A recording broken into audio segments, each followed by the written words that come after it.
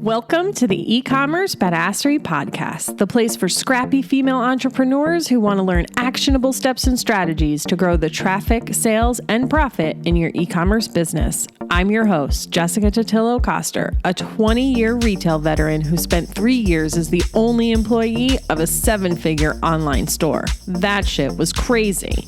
I know exactly how it feels to do all the things, and I'm sharing everything I learned the hard way so you don't have to. I may have started this business by accident, but supporting badass bosses like you lights me the fuck up, and I am so stoked to see you grow. Are you ready, babe? Let's roll. Welcome back to the E-commerce Badassery Podcast. I'm your host, Jessica Totillo-Coster.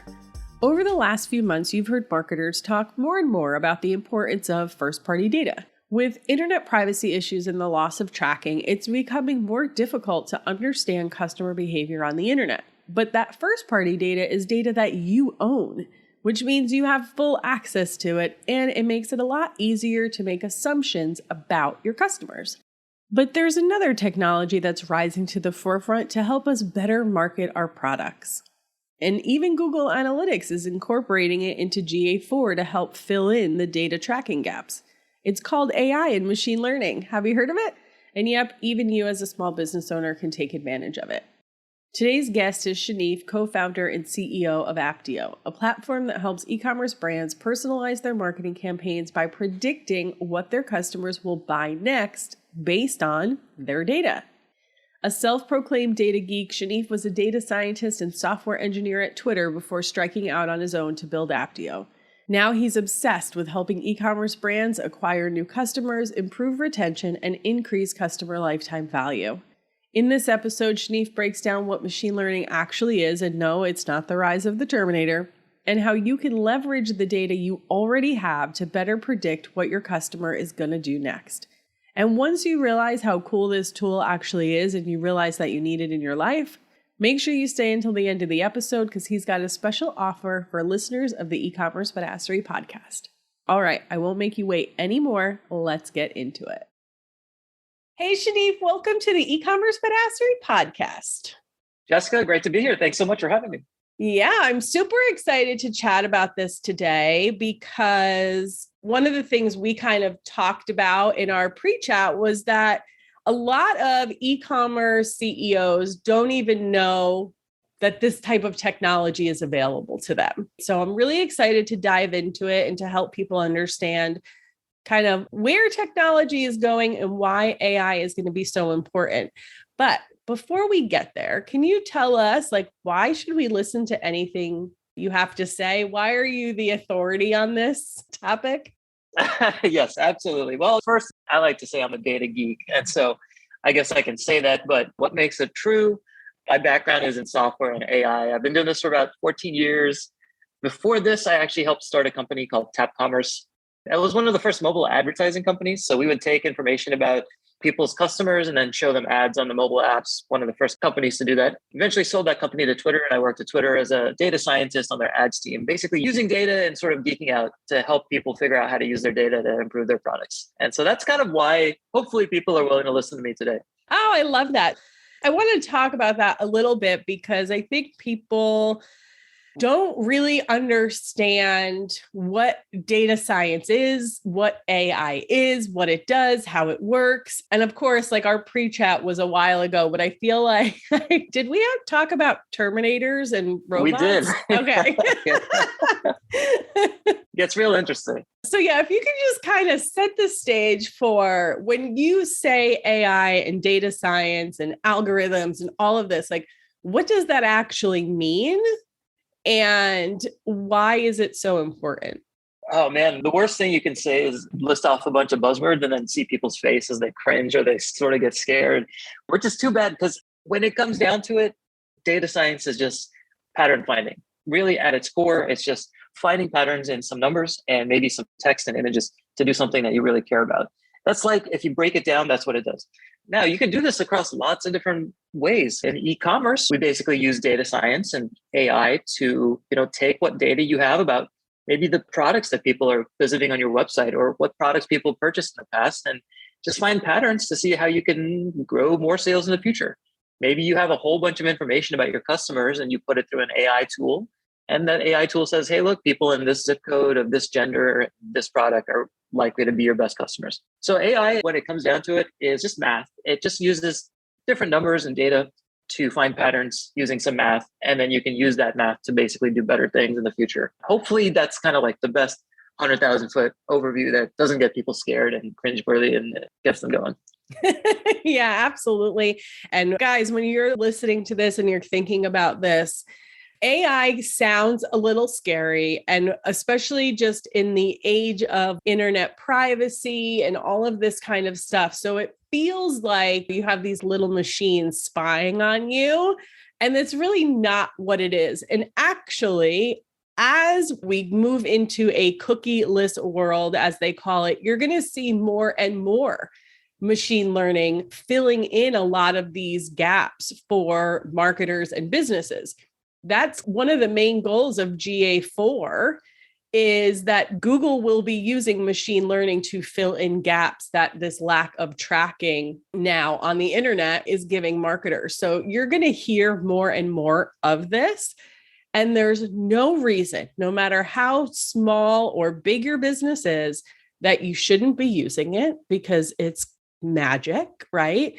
And two, because this makes this sort of like data mining and pulling out all of these insights accessible to everyone. What used to take rooms full of people and Excel spreadsheets and all of this stuff, you can just have a platform do it for you and like spit it out in a matter of minutes. It's amazing. So like, why wouldn't you want to take advantage of that? Okay, so now that we kind of understand what AI is and what it does and why it matters, I want to dive deeper into your tool specifically. So at a high level, what does your tool do? What we're trying to do is help people make higher converting campaigns with their data. Now, so how does the tool actually help with that? There's sort of two things that it does. First, it finds audiences or segments of people that are likely to respond to a particular offer or a message. And then it shows you what products you should be highlighting for those people. At its base level, what we're trying to do is help you as a marketer understand, all right, there's this group of people here who's going to respond maybe to a discount and this product. And then there's another group of people here who maybe want to buy this particular bundle. And so make my job easier and just show me what to do to send them these messages. Now we can dive into the details, but really what we're trying to do is help you as a marketer not spend hours segmenting your customers, diving into Excel, like you said, trying to find patterns of what products are bought together. Our platform and our product will do that for you as the marketer. Okay, so your tool is basically doing the marketer's job for them and identifying groups of customers that are going to respond to specific messages, which I love, because one of the things you were just saying was like, okay, there's this group of people who maybe are going to respond to a discount. Like, we're always trying to identify, who do I not have to give a discount to? They're just going to always buy everything at full price. And then we know that we have these groups of people who are probably never going to pay full price. So having a tool to help you kind of identify those two different groups can really save you a lot of money and really help that bottom line moving forward, which is so cool. What other sort of main segments do you usually see? We love segments. And so we try to break them down into a few different categories. One category, which we do use sort of AI and data science for, is to find groups of people who are likely to respond to a cross-sell for a particular product. So what does that mean? Well, maybe you bought something in the past or you've done something. Our product knows what you're selling on your store and it knows about your customers. And it's pretty good at finding which customers are likely to buy another product. Now, this is fine if you've got maybe 10 products, not a whole bunch of customers. But if you're like one of our customers, they've got 17,000 products and tens of thousands of customers. And so you as a human probably aren't going to do as good of a job. So the first type of segments that we create are basically just finding products that'll go well with specific types of customers, and then just creating segments of those. Another type is especially helpful for subscription companies. If you've got a product that's being purchased every so often, but maybe some customers are out there and they're overdue for making a purchase, we'll find that automatically and we'll put those groups of customers into a segment. We'll say, hey, these groups of people are due for another coffee update or vitamins or whatever it is, so that you don't have to set up sort of these rule-based flows like, oh, if somebody didn't buy in 90 days, send them an email. Well, 90 days might work for somebody, but not for another person. And so those are the AI segments. Those are the things where we can really use data. But there's simpler things as well. Like you just mentioned, this is one interesting thing that we find from our customers. When we talk to our customers, we say, well, before us, what were you doing? Were you sending discounts to your whole list?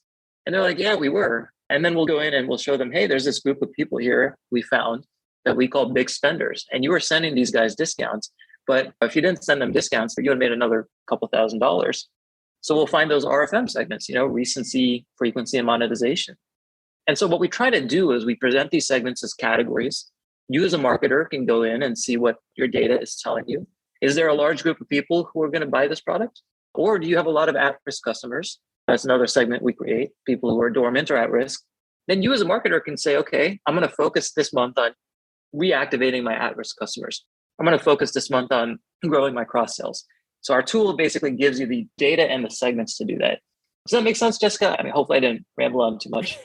Yes, that makes absolute perfect sense. So the data that you're using is just all like basically straight from Shopify. You only integrate with Shopify as of now, right? We're actually on a bunch of other platforms like WooCommerce and BigCommerce, Magento.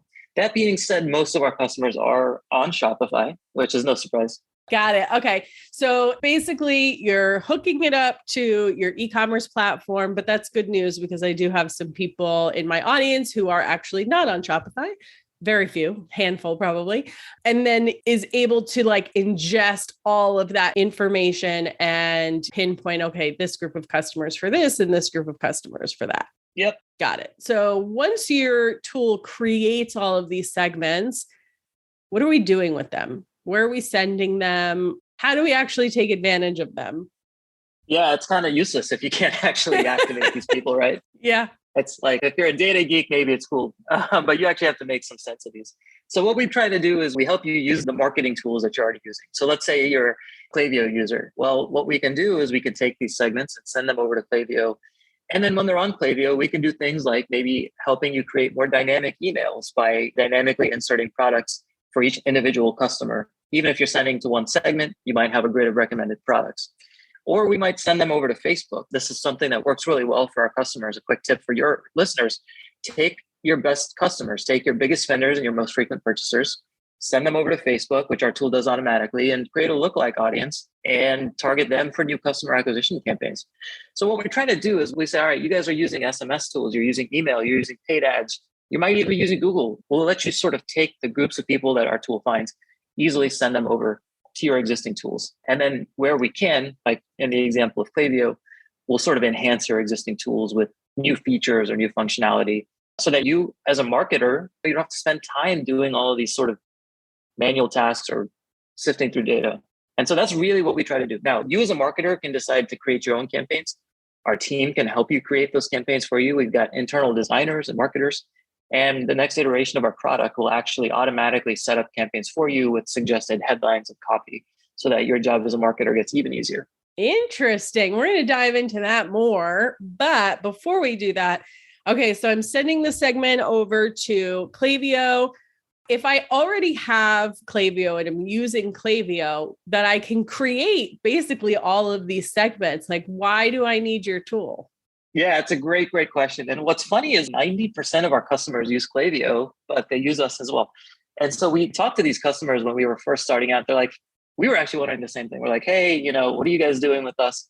There's a couple of things they like about us. You just mentioned actually one thing that most people hate about Klaviyo, which is you have to go in and create your own segments. And if you're a marketer, you're just going in and creating an active group of customers, maybe people who opened or bought something in the past 180 days, the at-risk group of customers, and maybe like subscribers and engagers. You might not even know what to look for. So the first problem with Klaviyo, I love Klaviyo, by the way. The first issue that you as a marketer have is you need to know what to look for.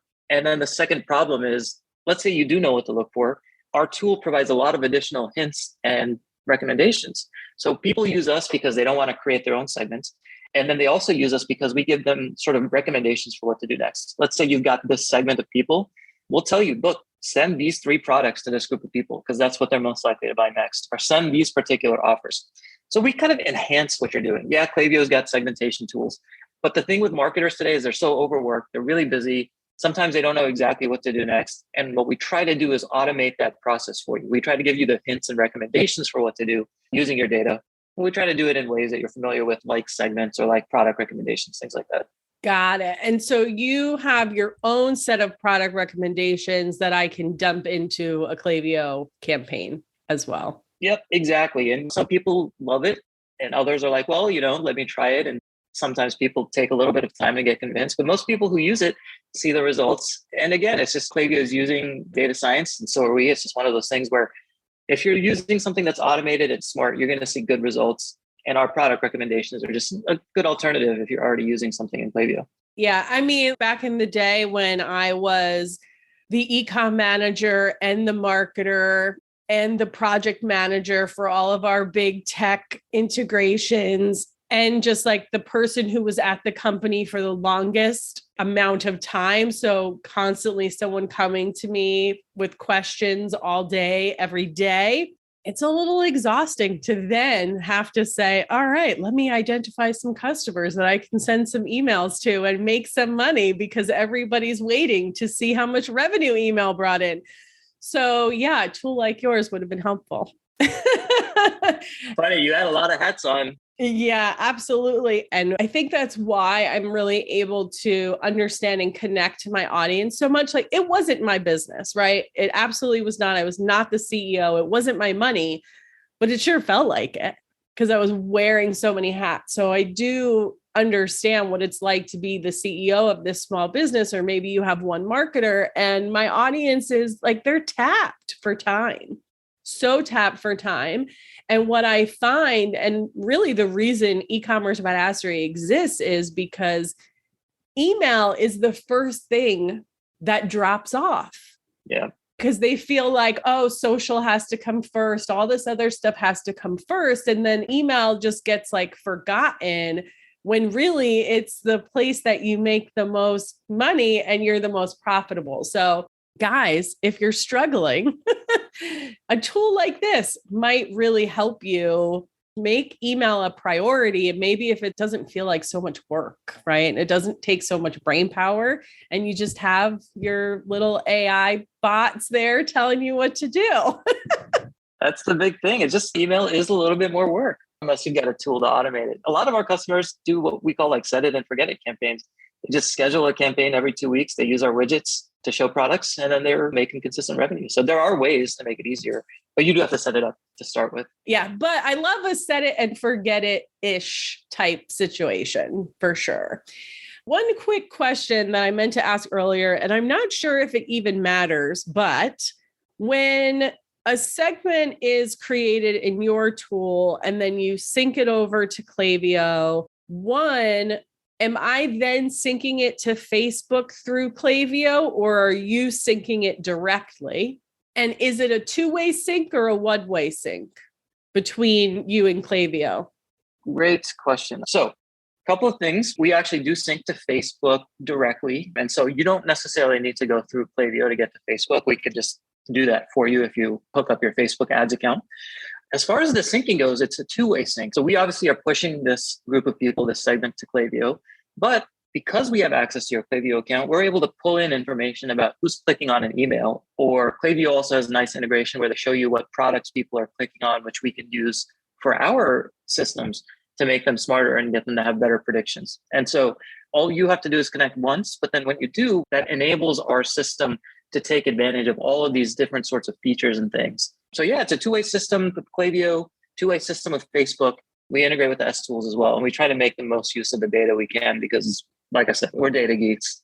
Yeah, that's important. I feel like there's a lot of tools out there that really are only a one-way sync. And I don't know all the stuff. Like I told you on our pre-chat, I'm really interested in, I will be a developer someday. I don't understand all of it, but I know when something is possible. So thanks for just taking it full circle and doing it the right way.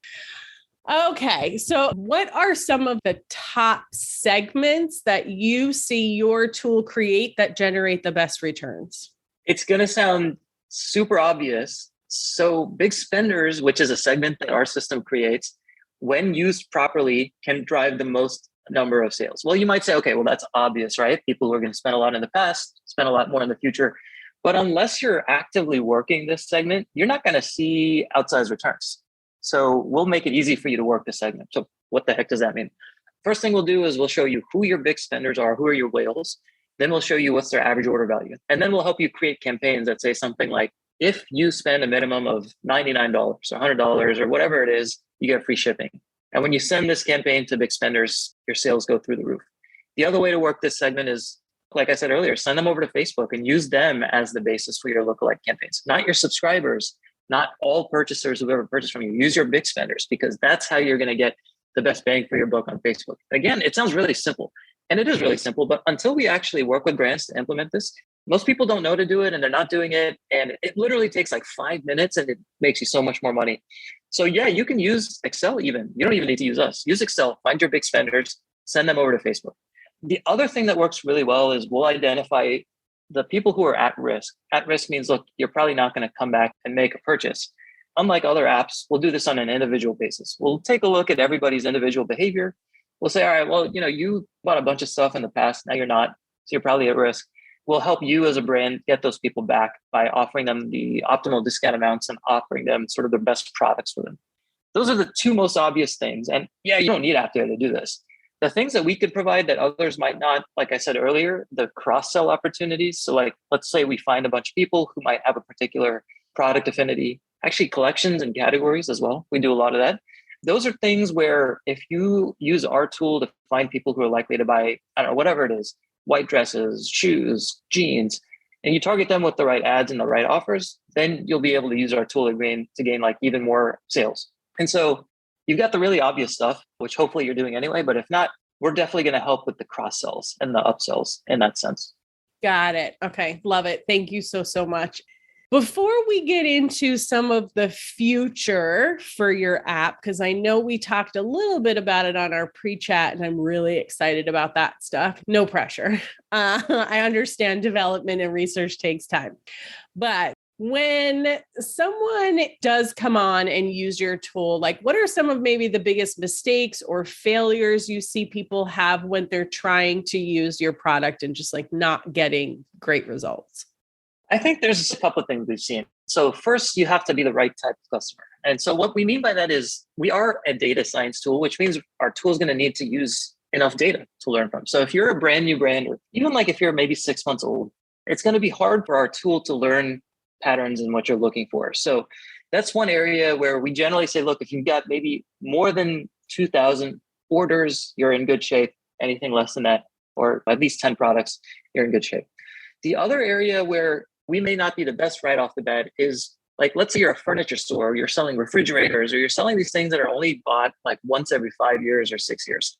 You may be able to use us. Like maybe somebody who bought a couch 5 years ago is likely to buy an armchair or something. But in general, you're not seeing enough of a repeat purchase rate just by the nature of what you're selling to use us. And so, yeah, you'll drive some sales, but most people aren't going to see huge amounts of sales, at least with what we're doing. So those are the first two sort of gotchas. And it's nothing that people are doing wrong. It's just one of those things where it's not the best fit right off the bat. To answer your question, as far as things that people maybe are not using properly, one of the things we see is that they'll take every single segment that we generate and send them over to, let's say, a Klaviyo tool or SMS tool, and send every segment an email. And like all of a sudden, a user's getting 2, 3, 4 emails. And it's because the segments, like you might be a big spender, but you also might be recommended to buy a particular product and you're getting both emails. So what a marketer should be doing is sort of using the segments as a guide to say, okay, this group of people is going to get this email. You still kind of need a content calendar. You still kind of need to plan out, okay, who's going to get what? Or you just replace all of those things with one email that has our dynamic products. So one of the mistakes is you're either mixing and matching way too much, or you're just kind of spamming everyone. Outside of that, I would say people aren't using us enough, which is kind of funny. You're either using us too much or you're not using us enough. Like maybe you've got a bunch of segments, use this once, and then you forgot about us because you had like a breakdown or a fire. And then all of a sudden you forgot that you've got this tool that can automate a lot of stuff for you. So it's one of those funny things that comes down to human behavior, really, like in terms of what people are used to doing and trying to break their habits. So yeah, I kind of gave 4 examples. hopefully that sort of touches base on what you're looking for. Yeah. And coming from my previous experience, man, we were notorious for investing in tools and then never actually using them because it's all shiny and new and you get excited. And then you realize, wait, I still have these like 100 other things that I need to do. And I don't even have time to learn how to use this thing. So definitely been there before. So guys, don't do that. Okay.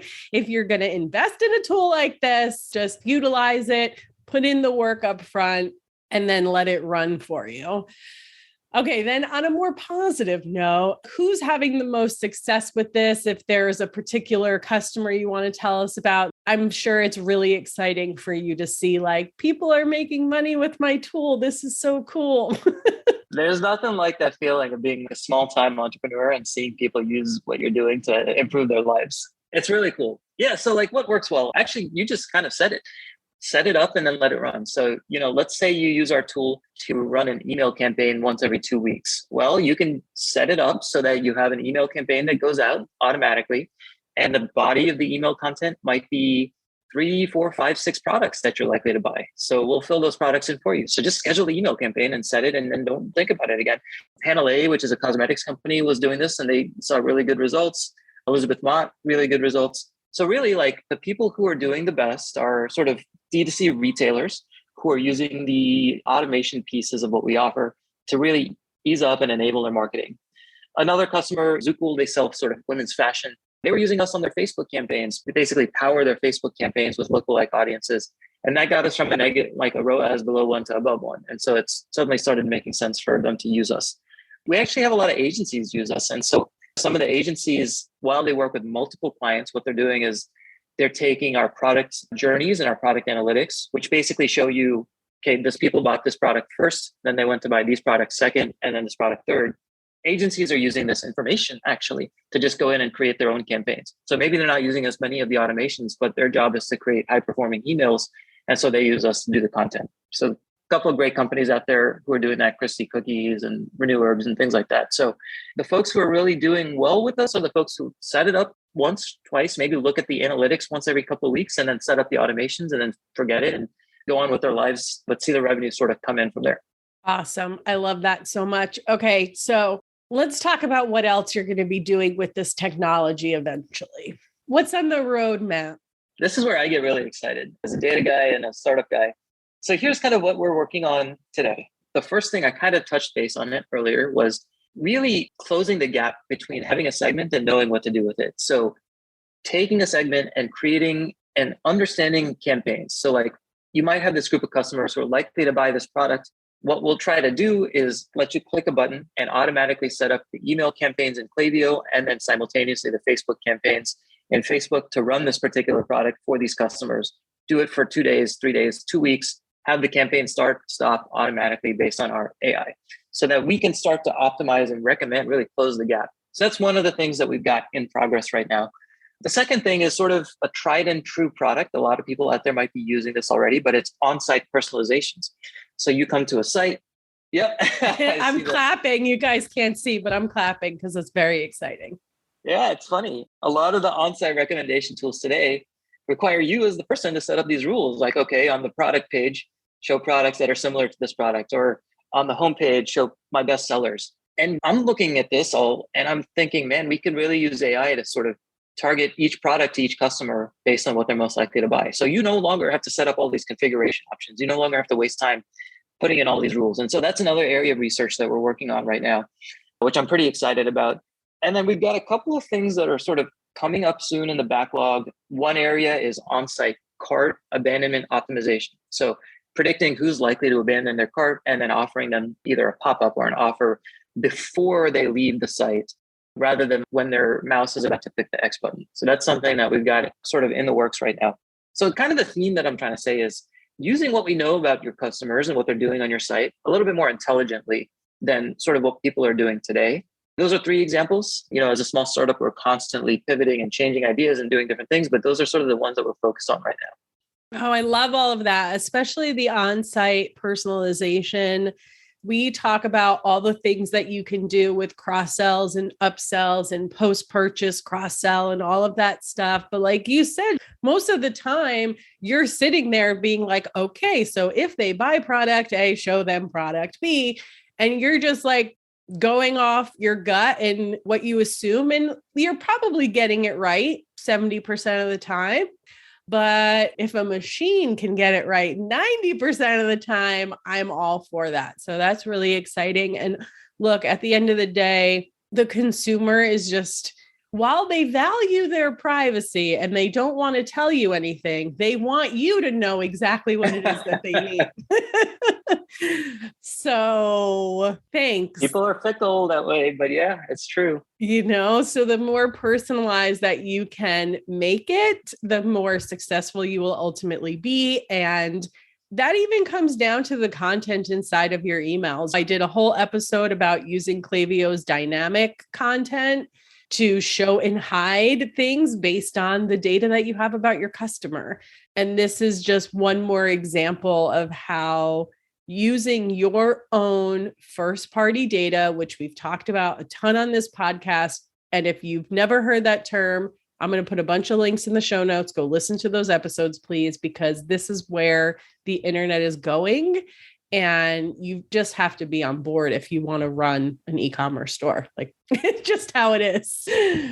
Well, thank you so much for spending your time with me today and just helping our audience understand how to really do this better. I understand you have something a little special for the e-commerce badassery audience as well. Yeah, Jessica, it's been a blast. Would love to sort of offer your audience a combination of an extended free trial and a discount to sort of Apteo. We love podcasts. I really had a great time. And people who are listening to podcasts are really serious about their stores. So yeah, head on over if you want. We'll give you an extended trial to give Apteo a try, no risk to you. We also are offering, I think, a 10% discount is what I said. And we'll give that to your customers. On top of that, we already have a 90-day ROI guarantee where if we don't make you your money back, we'll actually give you your money back and pay you $500 on top of what the subscription cost of Apteo is. That's awesome. Yeah. Thank you. Someone who believes in their shit. I like it. Amazing. Is there, before we go, anything that we didn't talk about today that you want to make sure the audience hears, or like, what is the number one takeaway they should have from today's episode?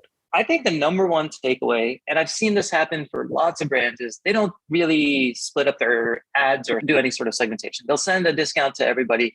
They'll blast the same message to everyone. And you can actually get so much farther, even if you don't have a tool like ours. Even if you just want to do something smart or simple, like an Excel, or break up your customers a little bit, it goes a long way. So my main takeaway from today is, if you're not doing anything else, at least just segment out your customers for your email and Facebook campaigns. And it'll take you a long way, and it doesn't take a lot of effort. And so that's kind of what I would go with from here. Love it. Thank you so much. Again, everyone listening, thank you so much for spending your time with us today. I know you could be anywhere on the internet, but I appreciate that you're here with me. I hope you're having a kick-ass day, and I will see you on the flip side, friend.